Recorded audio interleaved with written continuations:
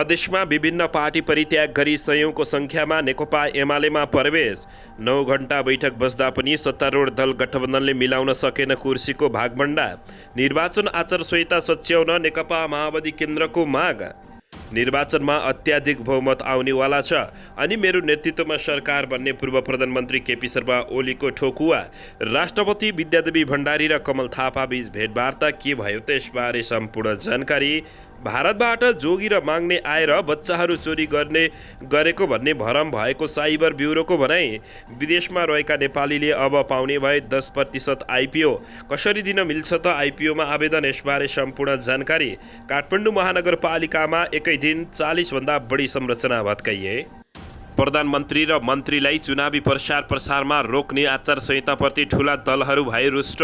तराईमा केपी शर्मा ओलीको भाषण, यस्तो काम नलाग्ने नागरिकता विधेयक राष्ट्रपतिले फिर्ता गर्नै पर्छ। नेपाल भ्रमणमा रहेका चिनिया जनकाङ्ग्रेसका अध्यक्ष लीले आज उच्च स्तरीय राजनीतिक भेटघाट गर्दै नेपालको सङ्घीय सांसद र चीनको राष्ट्रिय जनकाङ्ग्रेस बीच 6 बुँदे समझदारी पत्रमा हस्ताक्षर। घर बहाल कर नबुझाएको भन्ने काठमाडौँ महानगरपालिकाको सूचनाप्रति वीर अस्पतालको आपत्ति। धरानमा पानी ल्याउन सफल भए अन्ततः हर्क साम्पाङ। के भयो त्यसबारे सम्पूर्ण जानकारी। काठमाडौँमा एकै दिन 40 भन्दा बढी संरचना भत्काइए। बालन शाहको कतै आलोचना त कतै प्रशंसा। नेकपा एमालेका अध्यक्ष केपी शर्मा ओली जनकपुरमा काङ्ग्रेसका पूर्व मन्त्री सहित 5000 जनालाई नेकपा एमाले प्रवेश गराउँदै शीर्ष नेताहरू सहितको कार्यदलको बैठक बालुवाटारमा जारी। अबेरसम्म बसेर सिट बाँडफाँडको टुङ्गो लगाउने तयारी। केपी शर्मा ओलीको टिप्पणी, देश लुट्नेहरूले राजीनामा दिन नपर्ने, राष्ट्रपतिले राजीनामा दिनुपर्ने हो। खुमलटार पुगेर गृहमन्त्री बालकृष्ण खाँड र कानुन मन्त्रीले भेट गरे। पुष्पकमल दाहाल प्रचण्डसँग छलफल। भ्रष्टाचारमा केपी शर्मा ओलीले सहयोग गरेको चोलेन्द्र शमशेर जबराको आरोप।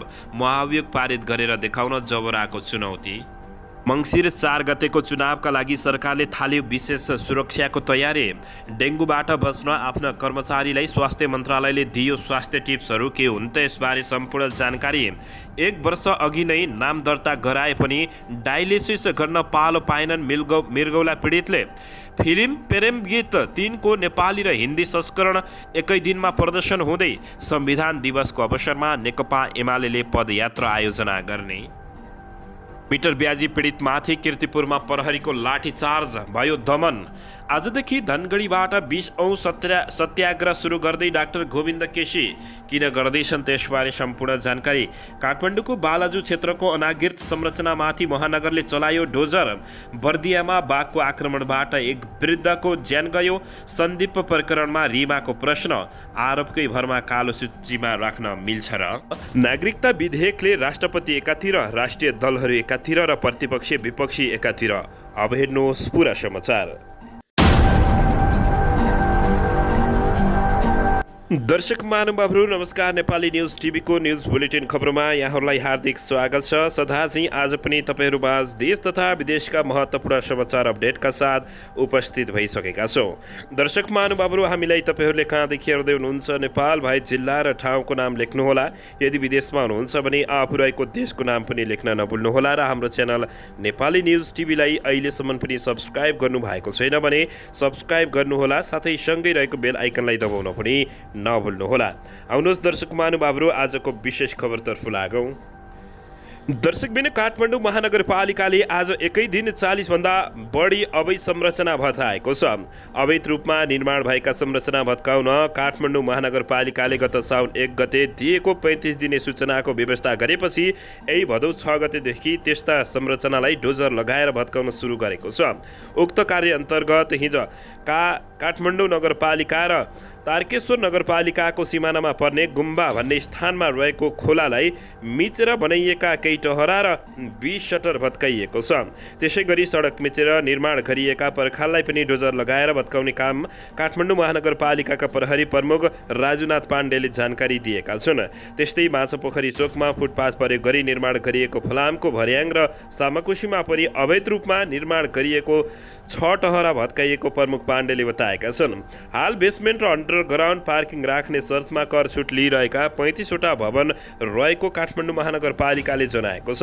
ती सबैलाई कानुनी दायरामा ल्याउने काठमाडौँको तयारीको रहेको छ। काठमाडौँ महानगरपालिकाले यही भदौ 6 गतेदेखि अवैध रूपमा निर्माण भएका र निर्माण भए अनुरूप प्रयोजन नभएका संरचना भत्काउन थालेसँगै अन्य स्थानीय तहले पनि यसलाई अनुसरण गर्न थालेका छन्।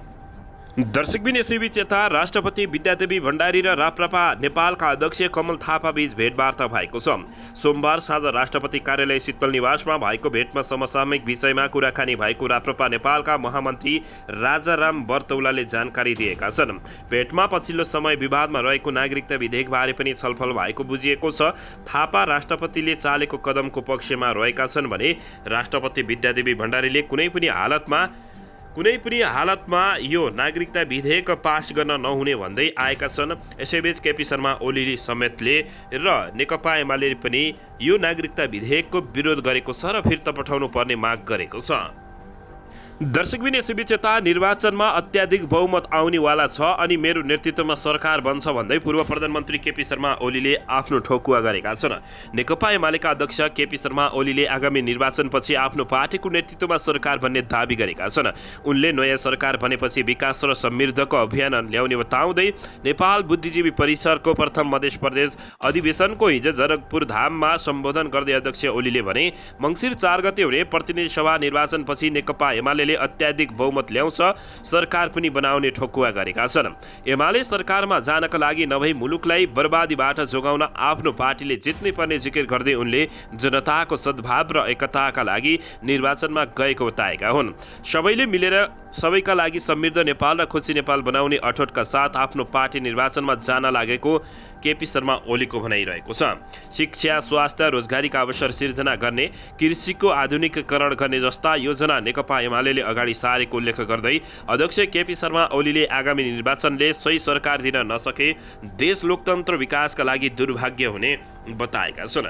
उद्घाटन समारोहमा नेकपा एमालेका नेता अग्नि खरेल, विष्णु रिजाल लगायतका शीर्ष नेताहरू थिए भने एमाले निर्वाचन जित्नुपर्नेमा जोड दिँदै नेपाल बुद्धिजीवी परिषद प्रथम मध्य प्रदेश अधिवेशनले नयाँ नेतृत्व चयन गर्ने जानकारी दिएको हो। दर्शकबिन यसैबीच यता हिजो निर्णय लिने भन्दै सत्तारूढ दल गठबन्धनको लामो बैठक बसे तापनि ठोस निर्णय बिनै सकिएको छ। शीर्ष नेताहरू सहित सोमबार बिहान 9 बजेदेखि सुरु भएको बैठक 8 घण्टा 40 मिनट बसेर हिजो सकिएको हो।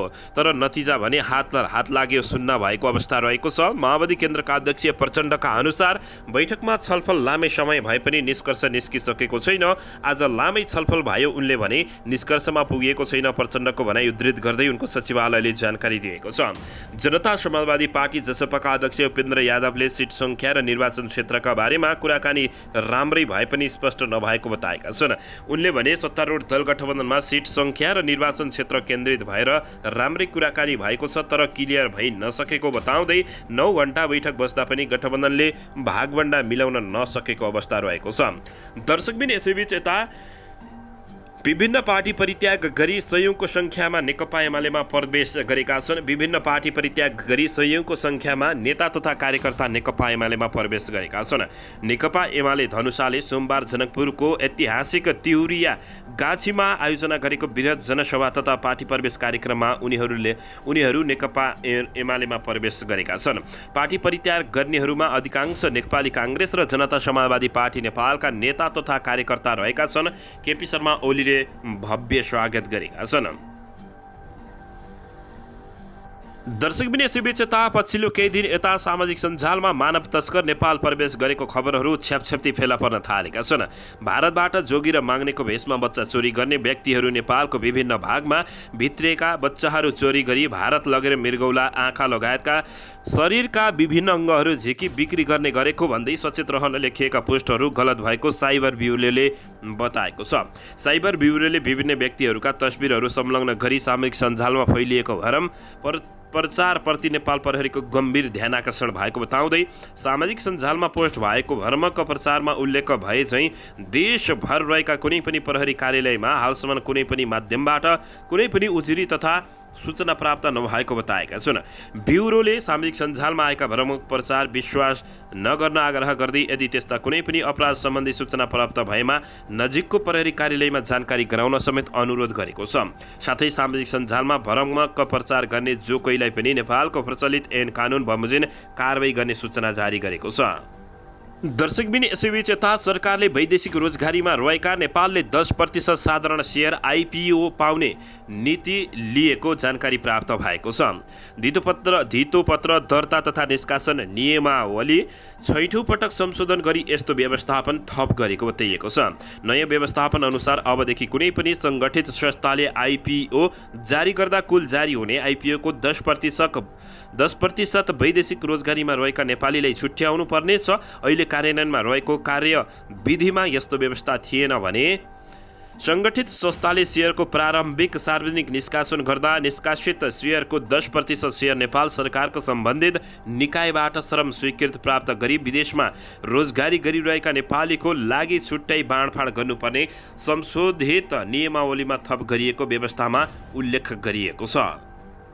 दर्शकबिन यसैबीच यता नेपाल भ्रमणमा रहेका चीनको राष्ट्रिय जनकाङ्ग्रेसका अध्यक्ष ली च्यान्सुले आज उच्च स्तरीय राजनीतिक भेटघाट गर्ने भएका छन्। आज उनले प्रधानमन्त्री शेरबहादुर देउवा, परराष्ट्र मन्त्री डाक्टर नारायण खड्का, राष्ट्रिय सभाका अध्यक्ष गणेश तिमल सिन्हा तथा एमाले अध्यक्ष केपी शर्मा ओली र माओवादी केन्द्रका अध्यक्ष पुष्पकमल दाहाल प्रचण्डसँग भेटघाट गर्ने भएका छन्। नयाँ बानेश्वरमा राष्ट्रिय सभाका अध्यक्ष तिमेल सेनासँग बिहान 9 बजे भेटवार्ताको लागि तालिका रहेको छ। यस्तै उनले एमाले अध्यक्ष केपी शर्मा ओली र माओवादी अध्यक्ष प्रचण्डलाई पनि सङ्घीय सांसद भवनमै भेट्ने तयारी रहेको छ। त्यसपछि परराष्ट्र मन्त्री नारायण खड्कासँग सोल्टी होटलमा भेटवार्ता हुनेछ भने त्यसपछि प्रधानमन्त्री देउवालाई भेट्न उनी बालुवाटार जाने तयारी रहेको छ। उनले भोलि दिउँसो राष्ट्रपति विद्यादेवी भण्डारीलाई राष्ट्रपति भवन शीतल निवासमा भेट्ने कार्यक्रम छ भने त्यसअघि बिहान भक्तपुरको भ्रमण गर्ने उनले तालिका राखेका छन्। ली पर्सि बिहान फर्किने छन्।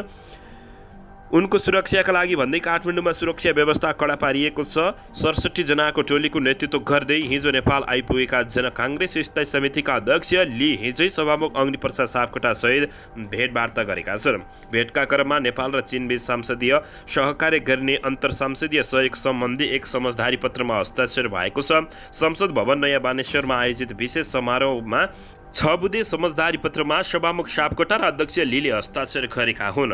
भेटमा सभामुख सापकोटाले नेपाल एक्सचेन्ज नीतिमा प्रतिबद्धता रहेको जनाउनु भएको थियो। दशैं अघि नै नेपालसँग जोडिएका नाकालाई सहज बनाउने उनले बताएका छन्। यस्तै भेटमा केरुङ काठमाडौँ रेलमार्ग निर्माणलाई अगाडि बढाउने लगायतका विषयमा पनि छलफल भएको छ। दर्शकबिन यसैबीच यता धरान बजारमा पानी ल्याउन मेयर हर्क सम्पाङ सफल भएका छन्। उनले स्थानीय तह निर्वाचनको बेला धरानमा पानीको समस्या समाधान गर्ने बाचा गरेका थिए। मेयर निर्वाचित भए लगत्तै उक्त बाचा पूरा गर्न कास्कीका सम्पाङले अन्ततः सर्दु र निशाने खोलाको पानी ल्याउन सफल भएका छन्। उनले धरान ल्याएको पानीको फोहोराको भिडियो सामाजिक सञ्जालमा पोस्ट गर्दै खुसी साटेका छन्। सार्दु र निशानेलाई मात्रै जोडेका छौँ, सार्दु जोड्न बाँकी छ। उक्त भिडियोसँगै उनले लेखेका छन्, सार्दु त झन् ठुलो आउनेछ। फोहोरा उक्त भिडियोमा मेयर हर्क सम्पाङसहित धरानवासीहरू फोहोरामा भिज्दै रमाएको देखिन सकिएको छ। विभिन्न भ्रष्टाचारमा पूर्व प्रधानमन्त्री समेत रहेका केपी शर्मा ओलीले सहयोग गरेको चुलेन्द्र शमशेर जबराले खुलासा गरेका छन्।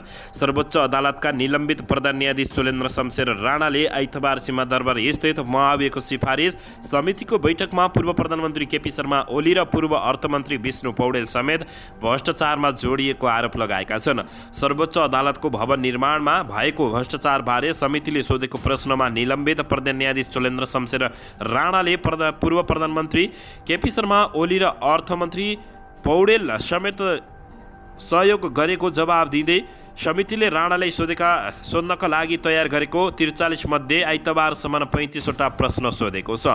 बयान दिने क्रममा राणाले पूर्व प्रधान न्यायाधीशहरूको समाजलाई मण्डलेको संज्ञा दिँदै भने पूर्व प्रधान न्यायाधीशहरूको होइन पञ्चायतका मण्डलेको समाज हो, त्यो समाजले राणा विरुद्ध विज्ञप्ति निकालेको थियो। जवाफका क्रममा राणाले भवन निर्माणमा भएको भ्रष्टाचारको बारेमा प्रश्न आफूले हस्ताक्षर गरेको कपी नै देखाएका थिए। समितिले इच्छराज तामाङ प्रकरणको अडियोबारे सोधेको प्रश्नमा उक्त अडियो आफ्नो नभएको उनले दाबी गरेका छन्। दर्शकबिन यसैबीच भ्रष्टाचारमा केपी शर्मा ओलीले सहयोग गरेको राणाले आरोप लगाएका छन्। दर्शकबिन यसैबीच यता न्यायको माग गर्दै काठमाडौँ आएका मिटर ब्याजी पीडित र प्रहरीबीच कीर्तिपुरमा झडप भएको छ। 41 दिनदेखि कीर्तिपुरमा अस्थायी रूपमा बस्दै मिटर ब्याजी पीडितहरू आन्दोलनका लागि माइतीघर मण्डलमा आउने गर्दथे। सोमबार न्यायको माग गर्दै विभिन्न किसिमका पर्चा प्लेट बोकेर नारा जुलुस गरिरहेका मिटर ब्याजी पीडितलाई कीर्तिपुरको गेटमा प्रहरीले रोकेपछि झडप भएको छ। प्रहरीको लाठीचार्जबाट केही प्रदर्शनकारीहरू घाइते भएका छन्। पीडितहरूले जनाएका अनुसार सरकारले आफूहरूको माग सम्बोधन नगरेको भन्दै पीडितहरू आक्रोशित बनिरहेका छन्। दर्शकबिन यसैबीच यता चिकित्सक शिक्षा सुधारका अभियन्ता डाक्टर गोविन्द केसीले आजदेखि धनगढी पुगेर सत्याग्रह सुरु गर्ने भएका छन्। आज दिउँसो 5 बजेदेखि 20 औँ सत्याग्रह सुरु गर्ने गरी आफू अहिले नै फ्लाइट मार्फत धनगढी जान लागेको डाक्टर गोविन्द केसीले बताएका छन्। हिजोसम्म सरकारको तर्फबाट मागहरूमाथि केही सम्बोधन हुन्छ कि भनेर कुरे, तर रेस्पोन्स नआएपछि आज धनगढी जाँदैछु डाक्टर गोविन्द केसीले भनेका छन्। कुन अस्पतालमा बस्ने भन्ने त्यही पुगेपछि टुङ्गो लाग्ने डाक्टर गोविन्द केसीले बताएका छन्। केसीले पछिल्लो समय सरकारसँग साथ बुझे माग राख्दै आएका छन्। यसअघि भदौ 12 गतेदेखि सुरु गर्ने भनिएको सत्याग्रह सरकारका तर्फबाट केही समय माग भएको भन्दै 2 साताका लागि स्थगित गरेका थिए। स्वास्थ्य सेवामा सुधारका लागि तोकिएको दरबन्दी अनुसारको क्षमताभन्दा बढी बेडमा चलिरहेका देशका सबै सरकारी अस्पतालहरूको दरबन्दी तत्काल हालको बेड सङ्ख्या अनुसार बढाइयोस् लगायतका विभिन्न स्वास्थ्य सुधारमा राम्रो हुने कामको बारेमा उनले सत्याग्रह गर्दै र सरकारलाई ढोका ढकढक्याउँदै आएका छन्। दर्शकबिन यसैबीच यता अवैध संरचना हटाउने अभियान थालेको काठमाडौँ महानगरपालिकाले सोमबार काठमाडौँको बालाजु क्षेत्रका अवैध संरचनामाथि डोजर चलाएको छ। मेयर बालेन शाह बालेनको सक्रियतामा सुरु भएको अभियान अन्तर्गत सोमबार बालाजु स्थित माछापोखरी क्षेत्रका अनाधिकृत संरचना हटाइएको हो। महानगरपालिकाले गुणस्तर विभागको कार्यालय पछाडि रहेको गुम्बा क्षेत्रमा सार्वजनिक जग्गा मिचेर बनाइएका घर तथा टहरा डोजर लगाएर भत्काइदिएका छन्। यसअघि आइतबार काठमाडौँ महानगरपालिकाले जडीबुटी क्षेत्रको अवैध संरचना हटाएको थियो। महानगरपालिकाले नक्सा पास नगरी निर्माण गरिएका भौतिक संरचना र प्रयोजन विपरीत प्रयोग गरिएका संरचनाहरू हटाउन थालेको छ भने महानगरपालिकाले व्यावसायिक भवनहरूले बेसमेन्टमा पार्किङ राख्ने भनेर नक्सा स्वीकृत गराए पनि पार्किङ नराखी अन्य प्रयोजनमा प्रयोग गरेकाहरूलाई खाली गराउन निर्देशन समेत दिएको छ र डोजर चलाएको छ। दर्शकबिन यसैबीच यता भने नायिका तथा रियालिटी शो होस्ट रिमा विश्वकर्माले सन्दीप लामिछाने प्रकरणमा बोल्दै आरोप लागेकै भरमा राष्ट्रिय क्रिकेट टिमबाट निलम्बित गर्नु गलत रहेको आशय प्रकट गरेकी छिन्। राष्ट्रिय क्रिकेट टिमको कप्तान समेत रहेका सन्दीप लामिछानेलाई भदौ 5 गते नाबालिग किशोरीलाई बलात्कार गरेको आरोप लागेपछि क्यानले निलम्बन गरेको थियो। यही प्रसङ्गलाई जोड्दै रिमाले प्रश्न गरेकी छिन्। आरोप लगाएकै भरमा राज्यले छानबिनकै क्रममा रहेको विषयमा दोषी नै भए जसरी एक अन्तर्राष्ट्रिय स्तरको राष्ट्रिय क्रिकेट खेलाडीलाई कालो सूचीमा राख्नु कतिसम्म न्याय हुन्छ भनेर प्रश्न उठाएकी छिन्। यदि सन्दीप दोषी भए कानुन बमोजिम कारबाही हुनुपर्ने बताउँदै उनले आज सोमबार सामाजिक सञ्जाल फेसबुक मार्फत सो प्रश्न गरेका छिन्। दर्शक महानुभावहरू सन्दीपको बारेमा के भन्न चाहनुहुन्छ अवश्य पनि प्रतिक्रिया दिन नभुल्नु।